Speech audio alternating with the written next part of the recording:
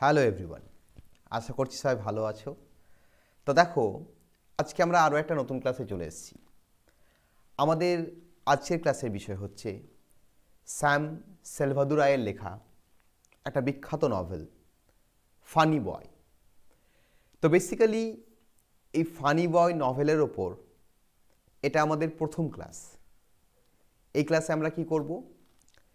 এই ক্লাসে আমরা নভেলটা সম্পর্কে জানব, নভেলিস্ট সম্পর্কে জানব, থিম সম্পর্কে জানব, ক্যারেক্টারগুলোকে জানব এবং এর পরবর্তী আরও একটা ক্লাস নেব। সেই ক্লাসে নভেলটার যে প্লট বা স্টোরি বা সামারি সেটাকে নিয়ে আমরা ডিল করব। তো আজকের ক্লাসটা প্রচণ্ড ইম্পর্ট্যান্ট ক্লাস।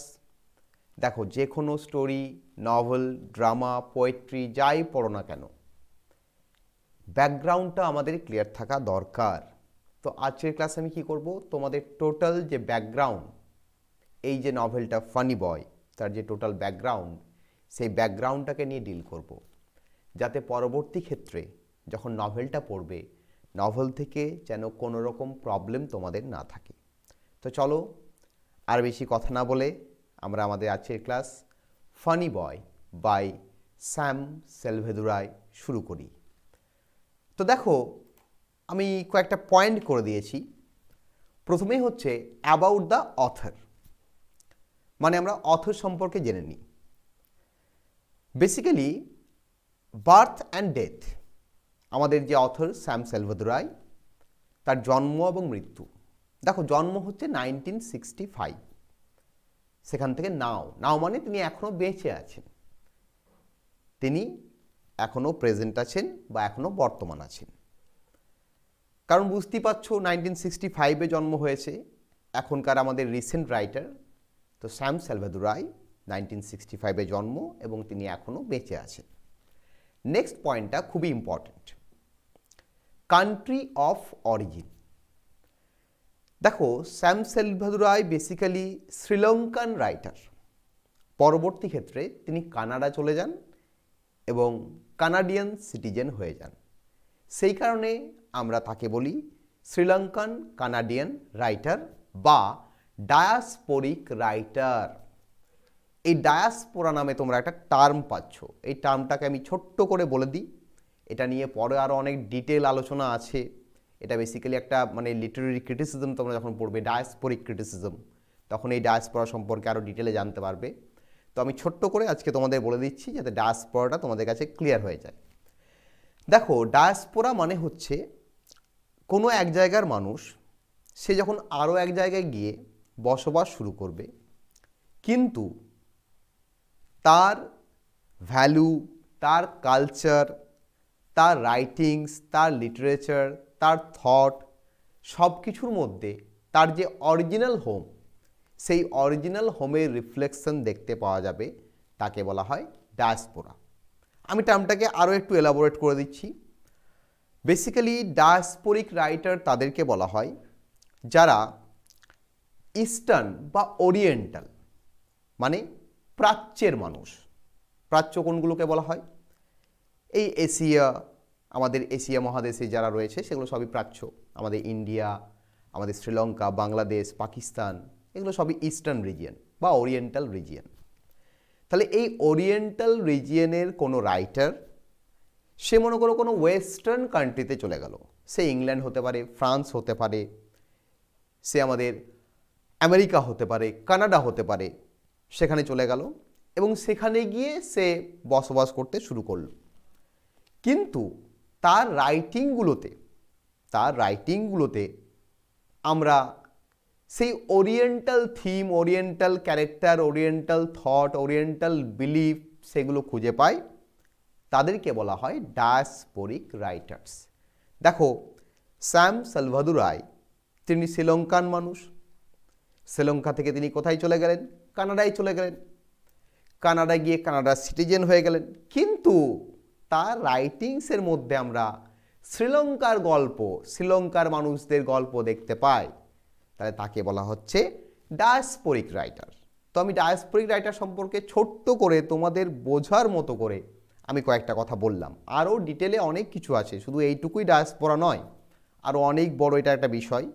তো এটা নিয়ে পরবর্তী ক্ষেত্রে লিটারেরি যে ক্রিটিসিজম আছে, ডায়াসপোরিক ক্রিটিসিজম যাকে বলা হয়, তোমরা পরবর্তী ক্ষেত্রে যখন পড়বে তখন দেখবে ডিটেলে ব্যাপারটা আরও জানতে পারবে। আমি ছোট্ট করে আজকে বোঝার মতো তোমাদের ক্লিয়ার করে দিলাম, আশা করছি তোমরা বুঝে গেছো। তো নেক্সট পয়েন্ট দেখো, নোটেবল ওয়ার্কস মানে নোটেবল রাইটিংস। কি কি ইম্পর্টেন্ট রাইটিংস আমাদের এই রাইটারের আছে? দেখো প্রথমেই হচ্ছে ফানি বয়। এই ফানি বয় হচ্ছে মোস্ট ইম্পর্টেন্ট রাইটিং, এটা কিন্তু মনে রাখতে হবে। যারা নেট সেট এক্সাম দেবে পরবর্তী ক্ষেত্রে, এই ফানি বয় কিন্তু মনে রাখতে হবেই তাদের। 2 নম্বর হচ্ছে সিনামন গার্ডেন্স। 3 নম্বর হচ্ছে দ্য হাংরি ঘোস্টস। এই 3টে রাইটিং হচ্ছে ইম্পর্টেন্ট রাইটিং, তার মধ্যে মোস্ট ইম্পর্টেন্ট হচ্ছে ফানি বয়, যেটা আজকে আমরা পড়তে চলেছি। নেক্সট হচ্ছে লিটারেরি পিরিয়ড। তাহলে কোন পিরিয়ডে স্যাম সেলভাদুরাই বিলং করছেন? স্যাম সেলভাদুরাই যে পিরিয়ডটায় বিলং করছেন তাকে বেসিক্যালি আমরা বলতে পারি কন্টেম্পোরারি পিরিয়ড বা পোস্ট মডার্ন পিরিয়ড। ঠিক আছে, তাহলে আমরা কোন পিরিয়ড পেলাম? কন্টেম্পোরারি পিরিয়ড পেলাম, বা পোস্ট মডার্ন যে পিরিয়ড, সেই মডার্নটাই, সেই পোস্ট মডার্ন পিরিয়ডে আমরা দেখতে পাচ্ছি যে আমাদের রাইটার বিলং করছেন। নেক্সট 5 নাম্বার হচ্ছে অ্যাওয়ার্ডস। তিনি কি কি অ্যাওয়ার্ড পেয়েছেন? তিনি 2টো বিখ্যাত অ্যাওয়ার্ড পেয়েছেন। একটা হচ্ছে books in Canada first novel award, আর একটা হচ্ছে লাম্বদা লিটারেরি অ্যাওয়ার্ড। এই 2টো অ্যাওয়ার্ডই কিন্তু তিনি আমাদের যে আজকের নভেল, যেটা আমরা আজকে পড়তে চলেছি ফানি বয়, এই ফানি বয়ের জন্যই পেয়েছেন। তাহলে এই 5টা পয়েন্ট আমরা স্যাম সেলভাদুরাই সম্পর্কে জানলাম। আর যেটা বেস্ট পয়েন্ট জানলাম সেটা হচ্ছে ডায়াসপোরিক রাইটার। তিনি একজন ডায়াসপোরিক রাইটার, মানে তিনি একজন ইস্টার্ন মানুষ, চলে গেছেন ওয়েস্টার্ন কান্ট্রিতে, কিন্তু ওয়েস্টার্ন কান্ট্রিতে গিয়েও তার মধ্যে eastern thought, eastern feelings, eastern culture সব কিছু ফুটে উঠেছে তার রাইটিংয়ের মধ্যে। সেই কারণে তিনি ডায়াসপোরিক রাইটার। ঠিক আছে, তাহলে এই 5টা পয়েন্ট জানলাম। আমরা নেক্সট দেখি অ্যাবাউট দ্য নভেল।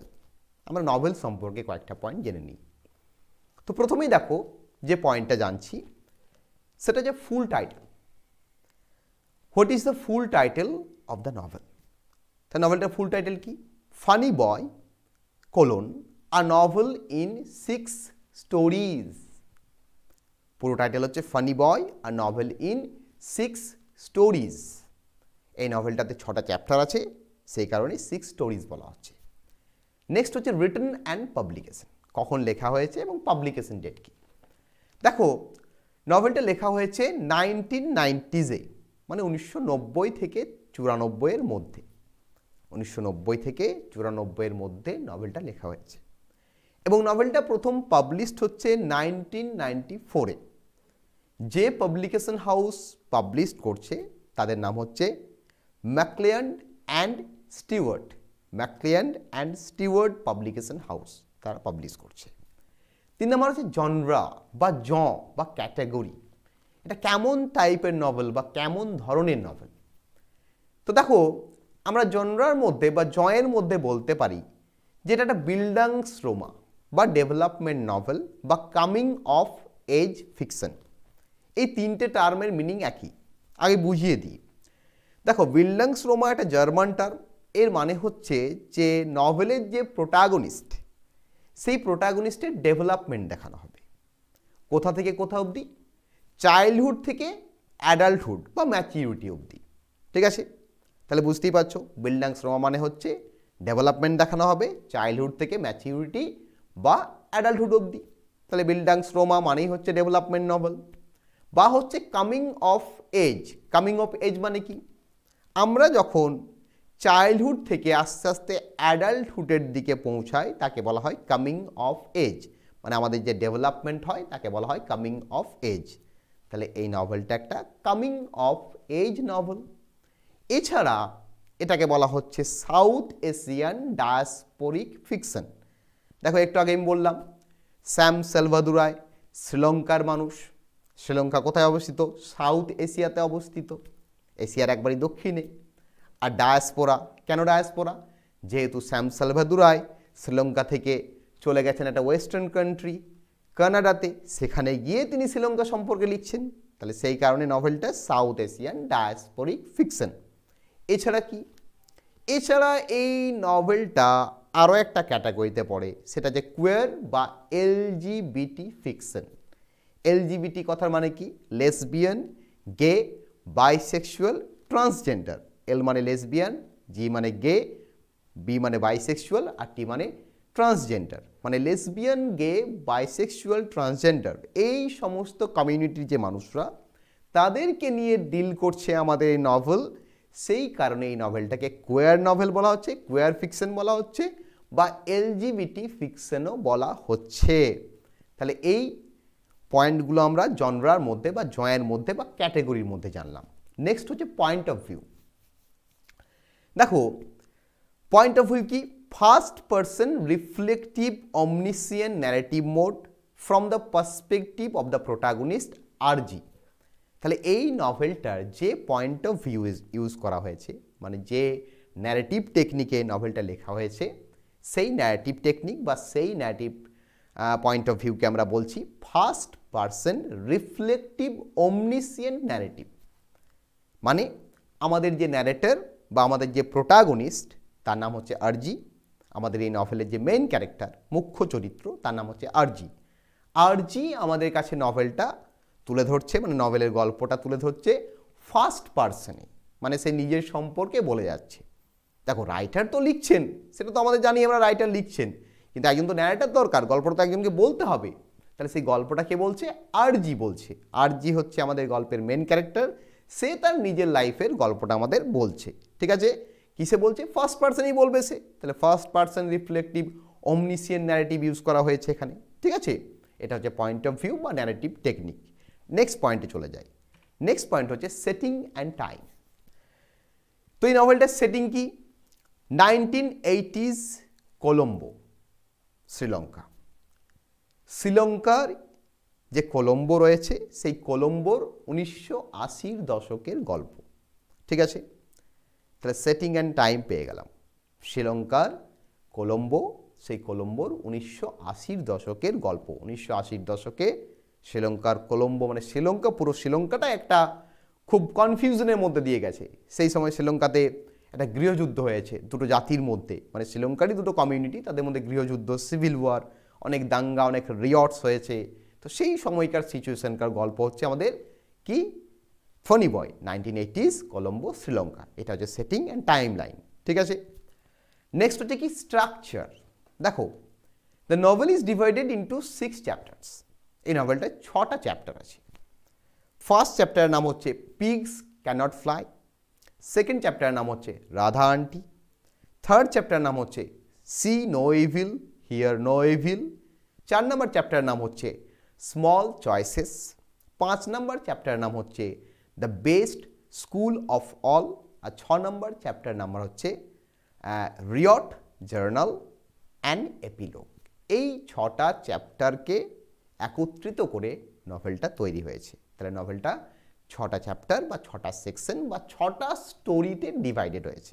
ঠিক আছে, এটা হচ্ছে নভেলের স্ট্রাকচার। নেক্সট হচ্ছে অ্যাওয়ার্ডস। এই নভেলটা কী কী প্রাইজ পেয়েছে এটাও জানার বিষয়। তো দেখো, একটা হচ্ছে Lambda literary award for gay fiction. এই নভেলটা যেহেতু গে ফিকশন, এলজিবিটি তাদের যে গল্প, তাদের গল্প দেখানো হয়েছে। আমাদের নভেলের যে প্রোটাগনিস্ট, মুখ্য চরিত্র আরজি, আরজি ইজ এ গে। গে মানে কি, গে মানে হচ্ছে যখন একজন পুরুষ আরেকজন পুরুষের সাথে অ্যাট্রাক্টেড হয়। তার মানে আমরা বেসিক্যালি রিলেশনশিপ বলতে কি বুঝি, যে একটা ছেলে একটা মেয়ের মধ্যে রিলেশনশিপ হয়। এটা ছাড়াও সমাজে আরও অনেক রকমের রিলেশনশিপ আছে। একটা মেয়ে আর একটা মেয়ের সাথে রিলেশনশিপ, তাকে লেসবিয়ানিজম বলতে পারি আমরা। একটা ছেলে একটা ছেলের সাথে রিলেশনশিপ, সেটাকে বলা হয় গে। তাহলে এই গে লিটারেচার, এই গে লিটারেচারের জন্য এই নভেলটাকে লামদা লিটারারি অ্যাওয়ার্ড দেওয়া হচ্ছে। তার সাথে কি হচ্ছে, books in Canada first novel award, এই অ্যাওয়ার্ডটাও কিন্তু আমাদের এই বইটি পাচ্ছে। প্রচণ্ড ইম্পর্ট্যান্ট একটা নভেল, মানে সমাজের একটা অত্যন্ত ইম্পর্ট্যান্ট যে সোশ্যাল ইস্যু, সেই সোশ্যাল ইস্যুটাকে নিয়ে ডিল করছে আমাদের এই নভেল। বুঝতেই পারছো, এলজিবিটি, লেসবিয়ান, বাইসেক্সুয়াল, ট্রান্সজেন্ডার, গে, এটা সমাজে একটা বিরাট বড় ইস্যু। আমরা সমাজে সবসময় একটা অদ্ভুত চোখে দেখি এই মানুষগুলোকে। আমরা দেখবে বিভিন্ন টার্ম ইউজ করি, এ মেয়েলি, এই ছেলেটা মেয়েলি, এ হিজড়ে, এই যে কথাবার্তাগুলো সমাজের মধ্যে রয়েছে, এই যে শিক্ষিত সমাজের মধ্যেও এর প্রতি অ্যাওয়ারনেস নেই। এই নভেলটা কিন্তু একটা বিরাট বড় অ্যাওয়ারনেস। আমরা যারা পড়ছি, যারা ইংরেজি সাহিত্যের মানুষ, আমরা তো সবসময় চাইবো যে সমাজটাকে একটা ভালো, একটা বেটার সমাজ তৈরি করতে, ঠিক আছে? তো এখানে এই যে সমাজের যে ওই কমিউনিটির মানুষরা যারা রয়েছেন, লেসবিয়ান, গে, ট্রান্সজেন্ডার, বাইসেক্সুয়াল, তাদের সম্পর্কে কথা বলছেন আমাদের স্যাম সেলভাদোরাই তার এই নভেল ফানি বয়। খুবই একটা ইম্পর্টেন্ট সোশ্যাল ইস্যুকে নিয়ে তিনি ডিল করছেন। সেই কারণে কিন্তু নভেলটা খুবই ইম্পর্টেন্ট। এখান থেকে নেট সেটে, মানে বিভিন্ন যে নেট সেটের যে এক্সাম হয় বা বিভিন্ন এন্ট্রান্স এক্সাম হয়, সেখানে তো কোয়েশ্চেন আসবেই, মানে প্রচণ্ড ইম্পর্টেন্ট এটা একটা নভেল, এটা মনে রাখতেই হবে তোমাদের। নেক্সট দেখো চলে যায় 8 নম্বর হচ্ছে থিমস ইন দ্য নভেল। নভেলটার মধ্যে কী কী থিম রয়েছে দেখো। প্রথম থিম হচ্ছে জেন্ডার অ্যান্ড সেক্সুয়ালিটি। ওই যেহেতু প্রথমেই বললাম এটা একটা গে ফিকশন, মানে পুরুষে যে রিলেশনশিপ সেটাকে নিয়ে ডিল করছে, তাহলে এখানে জেন্ডার অ্যান্ড সেক্সুয়ালিটি রইবে। দেখো জেন্ডার অ্যান্ড সেক্স, এটা আমাদের বুঝতে হবে যে what is sex, what is gender. এই জেন্ডার এবং সেক্স এবং জেন্ডার এবং সেক্সুয়ালিটি সেটাকে নিয়ে ডিল করছে আমাদের এই নভেল। তাহলে প্রথম থিম হচ্ছে আমাদের কি, gender and sexuality. Okay, second theme কি, ম্যারেজ নিয়েও এই নভেলটা কিন্তু খুব সুন্দর ডিল করছে। তাহলে সেকেন্ড থিমে আমরা ম্যারেজ পেয়ে যাচ্ছি। থার্ড হচ্ছে আইডেন্টিটি। দেখো আইডেন্টিটি কত রকমের হয়, আইডেন্টিটির আবার 3টে ভাগ রয়েছে। একটা হচ্ছে এথনিক আইডেন্টিটি। এথনিক আইডেন্টিটি মানে কি, তুমি কোন ক্লাস থেকে বিলং করছো, সোসাইটির কোন ক্লাস, কোন কালচার, কোন রিলিজিয়াস গ্রুপ থেকে বিলং করছো, সেই জায়গাটা হচ্ছে তোমার এথনিক আইডেন্টিটি। কেউ মনে করো হিন্দু, কেউ মুসলিম, কেউ খ্রিশ্চান, কেউ জৈন, কেউ বৌদ্ধ, এই যে বিভিন্ন ক্লাস রয়েছে, কেউ আবার ব্রাহ্মণ, কেউ ক্ষত্রিয়, কেউ বৈশ্য, কেউ শূদ্র। এই যে সমাজের বিভিন্ন যে এথনিক গ্রুপ, সোশ্যাল গ্রুপ, এটা একটা মানুষের আইডেন্টিটি তৈরি করে। Social group, ethnic group, religious group, এটা একটা আইডেন্টিটি তৈরি করে। তাহলে এটা হচ্ছে আমাদের এথনিক আইডেন্টিটি। আর কি, লিঙ্গুইস্টিক আইডেন্টিটি, ভাষাগত আইডেন্টিটি। দেখো বিভিন্ন জনের ভাষা বিভিন্ন রকম, কেউ হিন্দিতে কথা বলে, কেউ তামিলে কথা বলে, কেউ পাঞ্জাবি ভাষায় কথা বলে, কেউ বাংলায় কথা বলে, কেউ ইংরেজিতে কথা বলে। তাহলে আমাদের প্রত্যেকের এক একটা লিঙ্গুইস্টিক আইডেন্টিটিও রয়েছে। এই আইডেন্টিটিও কিন্তু এই নভেলে দেখানো হয়েছে। আর তার সাথে সেক্সুয়াল আইডেন্টিটি, দেখো প্রত্যেকেরই একটা সেক্সুয়াল আইডেন্টিটি আছে। কেউ হয়তো মেয়ে, কেউ হয়তো ছেলে, কেউ হয়তো গে, কেউ হয়তো লেসবিয়ান, কেউ হয়তো ট্রান্সজেন্ডার। এই যে বিভিন্ন আইডেন্টিটি, বিভিন্ন যে সেক্সুয়াল আইডেন্টিটি, সেই সেক্সুয়াল আইডেন্টিটিকেও নভেলটিতে কিন্তু দেখানো হয়েছে। ঠিক আছে, তাহলে দেখো থিমের মধ্যে কি পেলাম, জেন্ডার অ্যান্ড সেক্সুয়ালিটি, 2 নম্বর পেলাম ম্যারেজ, আর 3 নম্বর পাচ্ছি আইডেন্টিটি। আইডেন্টিটির ভেতরে কী পাচ্ছি, ethnic identity, linguistic identity and sexual identity. এই 3 রকম আইডেন্টিটি আমরা পাচ্ছি। নেক্সট হচ্ছে ব্যাকগ্রাউন্ড। দেখো এই নভেলটার ব্যাকগ্রাউন্ড, নভেলটাকে আমরা কিছুটা হলেও অটোবায়োগ্রাফিক্যাল এলিমেন্ট আছে নভেলটাতে বলতে পারি। নভেলটা অটোবায়োগ্রাফি নয় বা অটোবায়োগ্রাফিক্যালও নয়, এই নভেলটার মধ্যে অটোবায়োগ্রাফিক্যাল এলিমেন্টস আছে। মানে আমাদের রাইটার স্যাম সেলভাদোরাই তার সাথে কিছু কিছু জায়গায় মিলে যায় নভেলটা, সেই কারণে আমরা বলতে পারি নভেলটার মধ্যে অটোবায়োগ্রাফিক্যাল এলিমেন্টস রয়েছে। তাহলে ব্যাকগ্রাউন্ডটা দেখলেই আমরা বুঝতে পারবো। দেখো ব্যাকগ্রাউন্ডে কী লেখা আছে, লাইক ইজ প্রোটাগনিস্ট আরজি। আমাদের এই নভেলের প্রোটাগনিস্টের নাম হচ্ছে Arjie. Sam Selvadurai also grew up gay in Sri Lanka and during the 1970s before fleeing at the outbreak of the civil war in 1983. তাহলে দেখো আমরা এই নভেলে কি দেখতে পাচ্ছি, এই নভেলে দেখতে পাচ্ছি যে আমাদের নভেলের যে প্রোটাগনিস্ট তার নাম হচ্ছে আরজি। আরজি হচ্ছেন একজন গে, আরজি হচ্ছেন একজন গে। গে মানে একজন এমন পুরুষ যিনি একটা পুরুষকে ভালোবাসেন।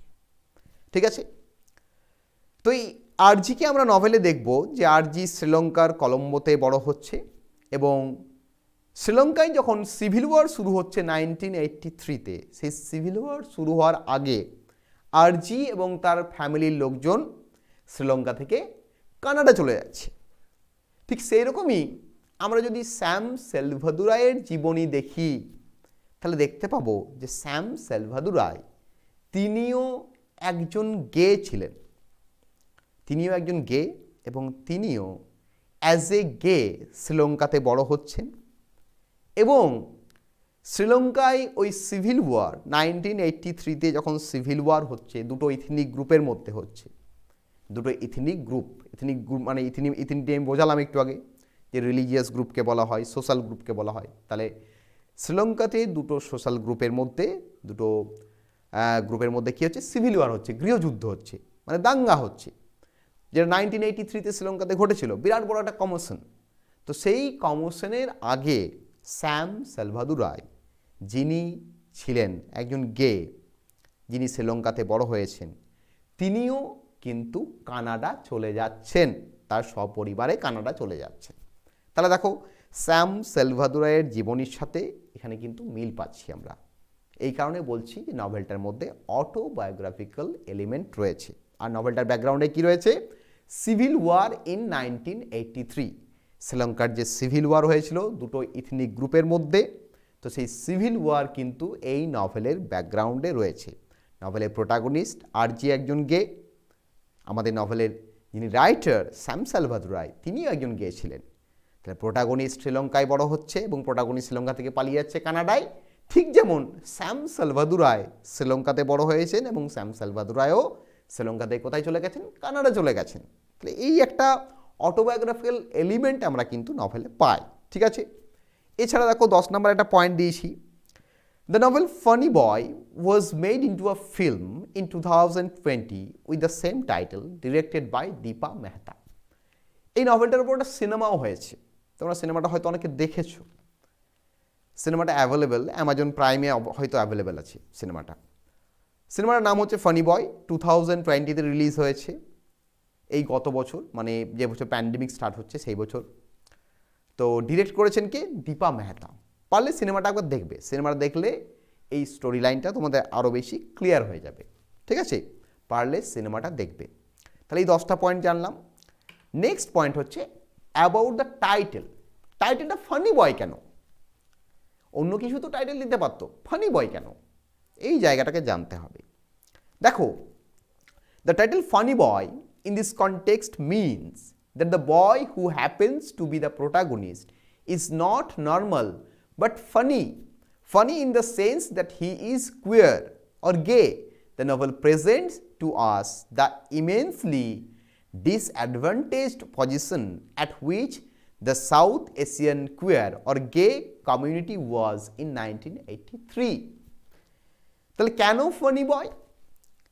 ফানি মানে আমাদের নভেলের যে প্রোটাগনিস্ট বা মুখ্য চরিত্র বা main character RG, he is not normal but funny. Funny মানে কি? মজাদার, লোকে মজা করে।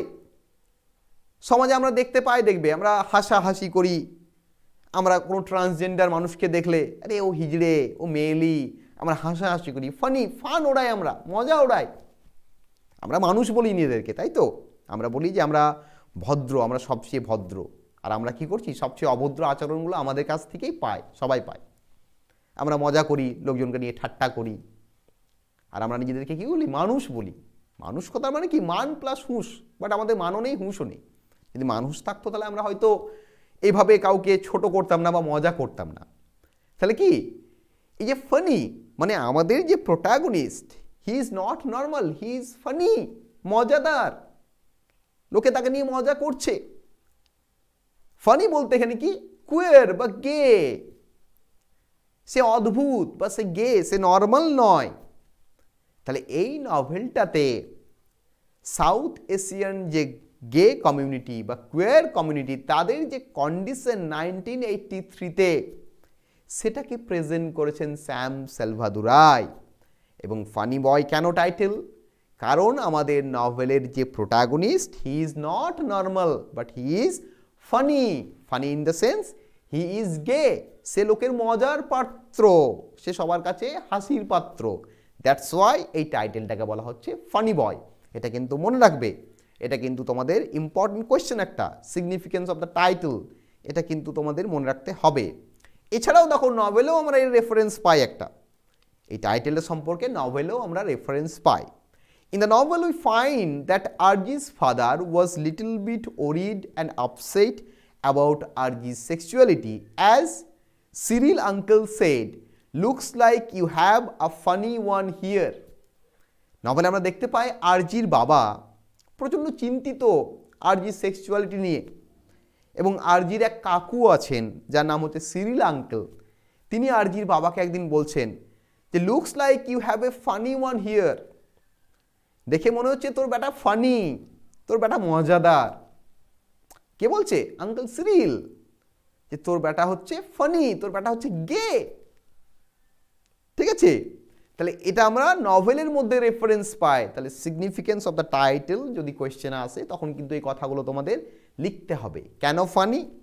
Funny in the sense the protagonist is gay or queer, he is not normal. Plus নভেলে আমরা কি পাচ্ছি? রেফারেন্স পাচ্ছি যে Cyril uncle said to Arjie's father that your son looks like a funny one, he is not normal. এই জায়গাটা কিন্তু জানতে হবে, এই জায়গাটা কিন্তু আমাদের লিখতে হবে। তাহলে এই টাইটেল সম্পর্কে আমরা মোটামুটি জানলাম। নেক্সট দেখো আমরা ক্যারেক্টারগুলোকে জানব। মোটামুটি আমি 16টা ক্যারেক্টারকে লিখেছি, এই 16টা ইম্পর্টেন্ট ক্যারেক্টার, এদেরকে জানলেই মোটামুটি হয়ে যাবে। তো প্রথম ক্যারেক্টার হচ্ছে আরজি। আরজিকে এ 7-year-old বয়, 7 বছর বয়স। Arjie is the protagonist and also the narrator in the novel. Arjie হচ্ছে আমাদের নভেলের প্রোটাগনিস্ট এবং নভেলের ন্যারেটার। নভেলের টোটাল গল্পটা কে বলছে আমাদের কাছে? আরজি বলছে, ফার্স্ট পারসন ইউজ করে। 7 বছর বয়সের একটা ছেলে। আপ্পাকে, আপ্পা হচ্ছে আরজির বাবা। আম্মাকে, আম্মা হচ্ছে আরজির মা। নেক্সট হচ্ছে কে? আমাচি অ্যান্ড আপাচি। আমাচি অ্যান্ড আপাচিকে আরজিজ গ্র্যান্ড প্যারেন্টস, মানে দাদু ঠাকুমা। ঠিক আছে, আরজির দাদু ঠাকুমা হচ্ছে আমাচি অ্যান্ড আপাচি। নেক্সট হচ্ছে বরুণা। বরুণাকে, Varuna is Arjie's elder brother, আরজির দাদা। আরজির দাদা হচ্ছে Varuna. He always mocks Arjie when he plays girls games. এই বরুণা আরজিকে নিয়ে সবসময় ঠাট্টা করে, কারণ আরজি মেয়েদের খেলাগুলো খেলতে পছন্দ করে। দেখো আরজি ইজ এ গে, তার মধ্যে গে আইডেন্টিটি রয়েছে, কুয়ার আইডেন্টিটি রয়েছে, তো সেই কারণে সে মেয়েদের খেলা খেলতে পছন্দ করে। এবং তার দাদা বরুণা আরজিকে নিয়ে কি করে? মজা করে, ফান করে, ফানি, ফানি বয়। বারবার দেখো টাইটেলটা আসছে, কেন ফানি বয় এটা বোঝার বিষয় আছে। অনেকে নভেলটা পড়ে নেয় কিন্তু টাইটেলটাই জানতে পারে না যে কেন টাইটেলটা ফানি বয়। সেই কারণে তোমাদের টাইটেলটা আমি ক্লিয়ার করে দিচ্ছি ভালো করে। নেক্সট হচ্ছে সোনালি। সোনালিকে, সোনালি হচ্ছে আরজির ইয়াঙ্গার সিস্টার। একমাত্র সোনালি আরজিকে সাপোর্ট করে। আরজি ওই যে মেয়েদের খেলাগুলো খেলে, ব্রাইড ব্রাইড, বউ বউ খেলা, বউ বউ খেলা। ঠিক আছে, আমরা বাংলায় যাকে বলি বউ বউ খেলা। আমরা দেখবে ছোটোবেলায় অনেক রকম খেলেছি, বর বউ খেলা, পুতুল পুতুল খেলা। তো ঠিক সেরকমই বউ বউ খেলা, এই বউ বউ খেলাটাতে সাপোর্ট করছে কে? আমাদের সোনালি। সোনালি হচ্ছে আরজির ইয়াঙ্গার সিস্টার, সে একমাত্র আরজিকে সাপোর্ট করত। Next character Tanuja. তনুজাকে আরজির কাজিন সিস্টার, আরজির পিস্তত বোন। ঠিক আছে, তার এই নভেলে একটা নিকনেম আছে। তার নিকনেমটা কি? হার ফ্যাটনেস। এটা মাথায় রাখবে, তার নিকনেমটা হচ্ছে হার ফ্যাটনেস। নেক্সট হচ্ছে কাঁথি আন্টি। এই কাঁথি আন্টিকে mother of Tanuja and sister of Arjie's father. তনুজার মা এবং আরজির পিসি, মানে আরজির বাবার বোন, আরজির পিসি এবং তনুজার মা। ঠিক আছে, Kanthi aunty. Cyril uncle, Cyril আঙ্কেলকে ফাদার অফ তনুজা, তনুজার বাবা, and husband of Kanthi aunty. আর কাঁথি আন্টির হাজব্যান্ড মানে আমাদের আরজির পিসে মশাই। ঠিক আছে, সিরিল হচ্ছে আরজির পিসে মশাই। নেক্সট হচ্ছে রাধা আন্টি। রাধা আন্টিকে Radha aunty is the youngest sister of his father. She is the only open-minded aunty of RG. Radha aunty হচ্ছে আরজির বাবার ছোট বোন, মানে এই রাধা আন্টি হচ্ছে আরজির ছোট পিসি এবং সবচেয়ে ওপেন মাইন্ডেড ক্যারেক্টার, সবচেয়ে ওপেন মাইন্ডেড ক্যারেক্টার। আরজি যে গে একমাত্র রাধা আন্টির কাছে ডাজন্ট ম্যাটার, রাধা আন্টি তাকে নর্মালি ট্রিট করে, ঠিক আছে, এটা মাথায় রাখবে। বাকি সব আন্টিরা আরজিকে কেমন একটা ফানি চোখে দেখে, ঠিক আছে। নেক্সট হচ্ছে কে, অনিল জয়সিংহে। অনিল জয়সিংহে কে, রাধা আন্টিজ রোমান্টিক ইন্টারেস্ট, রাধা's relationship with Anil causes turmoil in the family due to Sinhalese Tamil conflict। তাহলে দেখো এই অনিল জয়সিংহে হচ্ছে আমাদের এই নভেলে রাধা আন্টির প্রেমিক, কিন্তু রাধা আন্টির সাথে অনিলের বিয়ে হয়নি। কেন বিয়ে হয়নি? কারণ অনিল জয়সিংহে একজন তামিল আর রাধা আন্টি হচ্ছে একজন সিংহলি মানুষ। দেখবে তামিলনাড়ুতে 1983-তে ওই যে দুটো ইথনিক গ্রুপের মধ্যে সিভিল ওয়ার হয়েছিল, সেটা হচ্ছে সিংহলি তামিল কনফ্লিক্ট। এই কনফ্লিক্টের জন্য মানে এই যে দুটো আলাদা গ্রুপ, দেখো সবাই মানে আমাদের শ্রীলঙ্কাতে থাকছে, কিন্তু তাও শ্রীলঙ্কার সিংহলি এবং তামিল যে গোষ্ঠী তাদের মধ্যে কিন্তু সবসময় দাঙ্গা হাঙ্গামা মারপিট লেগেই থাকতো। এখনও অবধি মানে আমরা কি দেখেই আমরা এখনও পর্যন্ত দেখি যে সিংহলিদের সাথে তামিলদের সেরকম বিয়ে টিয়ে হয় না, ঠিক আছে। এই যেমন দেখো আমাদের আরও ইস্যু আছে অনেক, হিন্দু মুসলিম যে কনফ্লিক্ট একটা, তারপর আমাদের বিহারি বাঙালি কনফ্লিক্ট, ঠিক আছে। আমরা দেখবে সবসময় বিভিন্ন কনফ্লিক্টে ভুগছি। এই যে মানুষে এত কনফ্লিক্ট, আমরা নিজেদেরকে মানুষ বলছি, আমরা নিজেদেরকে বলছি যে আমরা সবচেয়ে উন্নত প্রজাতি, কিন্তু আমরা এখনও সেই ধর্ম জাত পাত, ঠিক আছে, এই সবাই পড়ে আছি। আমরা এখনও সেই social class, religious class, ethnic class এর মধ্যেই কিন্তু আমরা এখনও নিজেরা পড়ে আছি। আমরা বলছি আমরা সবচেয়ে উন্নত প্রাণী। কি করে উন্নত সেদিনই হব যেদিন আমরা সবাইকে মানুষ হিসাবে দেখব, সবাইকে হিউম্যান হিসাবে দেখব, কিন্তু আমরা সবাইকে সেই হিসাবে দেখি না, আমাদের চোখে বিভিন্ন জন বিভিন্ন রকম। তাহলে রাধা আন্টির সাথে এই অনিলের বিয়ে হয়নি ওই ক্লাস কনফ্লিক্টের জন্যই, ওই ইথনিক কনফ্লিক্টের জন্যই, এটা মাথায় রাখবে। নেক্সট 12 নম্বর হচ্ছে আমাদের রাজন নাগেন্দ্র। রাজনকে, Radha aunty's husband whom she met in America. এ হচ্ছে রাধা আন্টির হাজব্যান্ডের নাম, রাধা আন্টির সাথে আমেরিকায় যার পরিচয় হয় এবং বিয়ে হয়ে যায়, ঠিক আছে। কারণ রাধা আন্টির সাথে তো অনিলের বিয়ে হয়নি, তাই রাধা আন্টির সাথে কার বিয়ে হচ্ছে? রাজনের বিয়ে হচ্ছে। নেক্সট হচ্ছে Daryl uncle. Daryl is the first love of Arji's mother, but they did not marry each other because of ethnic riots between Tamil Sinhalese। তাহলে আবার দেখো এই ড্যারিল আঙ্কেল, ইনিকে আমাদের যে প্রোটাগনিস্ট আরজির যে মা, আরজির মায়ের প্রেমিক, বাট আরজির মায়ের সাথে ড্যারিলের বিয়ে হয়নি। বিয়ে না হওয়ার পেছনে একটাই কারণ, ওই যে ইথনিক রিয়টস, ইথনিক কনফ্লিক্ট, ওই তামিল সিংহলি যে কনফ্লিক্ট, সেই কারণে ড্যারিলের সাথে কার বিয়ে হয়নি? আরজির মায়ের বিয়ে হয়নি। ঠিক যেমন রাধা আন্টি আর অনিলের মধ্যে বিয়ে হচ্ছে না, সেই ব্যাপারটা বারবার কিন্তু আমাদের এই নভেলে এই কনফ্লিক্টটা, ওই যে সিভিল ওয়ার 1983-তে যেটা ঘটেছিল শ্রীলঙ্কাতে, সেই ব্যাকগ্রাউন্ডটাকে কিন্তু বারবার আমরা নভেলে দেখতে পাচ্ছি। নেক্সট হচ্ছে কে? সেহান সোজা। Sehan is also a homosexual boy like RG. He is Arji's love interest whom he meets at the Victorian Academy। তাহলে সেহানকে, সেহান হচ্ছে আরজির মতো একজন হোমোসেক্সুয়াল ছেলে। হোমোসেক্সুয়াল মানে কি? ওই যে পুরুষের প্রতি অ্যাট্রাক্টেড, একটা পুরুষ যখন আরেকটা পুরুষের প্রতি অ্যাট্রাক্টেড হয় তখন সেই রিলেশনশিপকে বলা হয় হোমোসেক্সুয়াল রিলেশনশিপ। তাহলে সেহানও হচ্ছে একজন হোমোসেক্সুয়াল, ঠিক আছে, আরজির মতোই। এবং আরজি এবং সেহানের মধ্যে একটা রিলেশনশিপ আছে, হোমোসেক্সুয়াল রিলেশনশিপ আছে। এবং আরজির সাথে সেহানের দেখা হয়েছিল কোথায়? তাদের দেখা হয়েছিল তাদের স্কুলের নাম হচ্ছে কি? ভিক্টোরিয়ান একাডেমি, ঠিক আছে। নেক্সট হচ্ছে black tie. Who is black tie? He is the principal of Victoria academy, nicknamed as black tie because he is very strict towards students of his school. তাহলে ইনি হচ্ছেন ওই ভিক্টোরিয়া একাডেমি স্কুলের principal. তাকে কেন black টাই বলা হতো? তিনি প্রচণ্ড স্ট্রিক্ট, তিনি প্রচণ্ড কড়া, প্রচণ্ড জটিল টাইপের মানুষ, সেই কারণে স্টুডেন্টসরা তার নাম দিয়েছিল ব্ল্যাক টাই। তোমরা যারা 3 ইডিয়টস সিনেমাটা দেখেছো, সেখানে দেখবে আমির খানরা ওই প্রিন্সিপালের নাম দিচ্ছে ভাইরাস, ঠিক আছে? প্রিন্সিপাল যেহেতু প্রচণ্ড খড়ুস টাইপের মানুষ, প্রচণ্ড জটিল টাইপের মানুষ, প্রচণ্ড রাগী টাইপের মানুষ, সেই কারণে প্রিন্সিপালের নাম দেওয়া হচ্ছে 3 ইডিয়টসে ভাইরাস। এখানেও ব্ল্যাক টাই, ঠিক আছে? এখানেও ব্ল্যাক টাই নাম দেওয়া হচ্ছে কার? প্রিন্সিপালের। ওকে, যেহেতু তিনি প্রচণ্ড রাগী এবং প্রচণ্ড কড়া টাইপের মানুষ।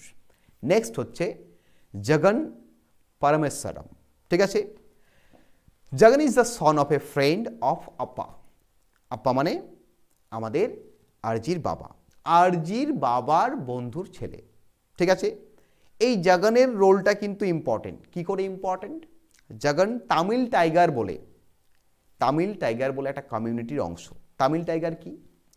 যারা মিলিটেন্ট গ্রুপ, মিলিটেন্ট মানে যারা দাঙ্গা হাঙ্গামা, বিভিন্ন সময় বিভিন্ন ঝামেলা টামেলা এসব বিভিন্ন লাগায়, ঠিক আছে? এরকম একটা মিলিটেন্ট গ্রুপ, ঠিক আছে? এই যেমন দেখো আমাদের পশ্চিমবাংলার মাওবাদী টাওবাদী যাদেরকে বলছি আমরা, ঠিক আছে? এই মাওবাদীদের সাথে একটা সরকারের কনফ্লিক্ট চলছে, ঠিক সেই রকমই তামিল টাইগার এবং তামিল গভর্নমেন্টের মধ্যে, ঠিক আছে? শ্রীলঙ্কার যে গভর্নমেন্ট, সেখানে সবসময় একটা কনফ্লিক্ট চলতো। তো এই জগন হচ্ছে সেই তামিল টাইগার যে গ্রুপ ছিল, সেই গ্রুপের একজন ফর্মার মেম্বার। এখন আর সে মেম্বার নেই, সে আগেই তামিল টাইগার গ্রুপের মেম্বার ছিল। জগন হচ্ছে কে? জগন হচ্ছে আরজির বাবার বন্ধুর ছেলে, ঠিক আছে? এটা মাথায় রাখবে। তাহলে এই 16টা ক্যারেক্টার মোটামুটি ইম্পর্ট্যান্ট ক্যারেক্টার আমাদের এই নভেলের জন্য, ঠিক আছে? তো মোটামুটি আমরা আমাদের নভেলের যে নভেলের গল্প আজকে এখানেই শেষ করব, ঠিক আছে? শেষ করার আগে কিছু কথা বলবো। তোমরা যদি স্টাডি মেটেরিয়াল মানে এই যে আমি যে ক্লাসটা নিলাম, এই ক্লাসের তোমরা যে স্লাইডটা দেখতে পেলে, এই স্লাইডে যে ব্যাপারগুলো ছিল, যে লেখাগুলো ছিল, সেই সমস্ত কিছু, তাছাড়াও আরও অনেক ডিটেলে আমি স্টাডি মেটেরিয়ালটা প্রেজেন্ট করেছি, যেখানে টোটাল নভেলটার সামারি দেওয়া আছে, অ্যানালাইসিস করে দেওয়া আছে, ক্যারেক্টারগুলো একটু একটু করে দেওয়া আছে, থিমগুলোকে ডিটেলে লেখা আছে। সেটা যদি ডাউনলোড করতে চাও তাহলে ভিডিওর ডেসক্রিপশন বক্সে আমি লিঙ্ক দিয়ে রাখছি, সেখান থেকে ডাউনলোড করে নিতে পারবে, ঠিক আছে? আর এই ভিডিওর সেকেন্ড পার্ট মানে আমরা পরবর্তী ক্লাস আমি কিছুদিন পর আপলোড করব। তোমরা এই ক্লাসটা করো, এই ক্লাসটা কেমন লাগলো, বুঝতে পারলে কি না, কোনো জায়গা প্রবলেম আছে কি না, প্রবলেম থাকলে কমেন্টে জানিও, ঠিক আছে? ক্লাসটা কেমন লাগলো, ভালো লাগলো না খারাপ লাগলো অবশ্যই জানাবে, খারাপ লাগলেও জানাবে, ভালো লাগলেও জানাবে। দেখো ক্রিটিসিজম সবসময় অ্যাকসেপ্ট করতে হবে সবাইকে, ঠিক আছে? যদি খারাপ লাগে তো তোমরা অবশ্যই বলবে যে এই জায়গাটা খারাপ লেগেছে স্যার, বা এই জায়গাটা ঠিকঠাক হয়নি। আর ক্লাসটা বুঝেছো কি না, ঠিক আছে, সেই জায়গাটাও অবশ্যই জানাবে। কোনো কনফ্লিক্ট আছে কি না, কোনো জায়গায় প্রবলেম আছে কি না, সেটা কমেন্টে জানাবে। আমি চেষ্টা করব নেক্সট যে ক্লাসটা যখন করানোর, তখন তোমাদের যে কনফ্লিক্টগুলো থাকবে সেই কনফ্লিক্টগুলো দূর করে দেওয়ার। তো চলো আজকের ক্লাস এখানেই শেষ করছি। সবাই ভালো থেকো, হ্যাপি থেকো, হেলদি থেকো, স্যানিটাইজ থেকো। God is always with you.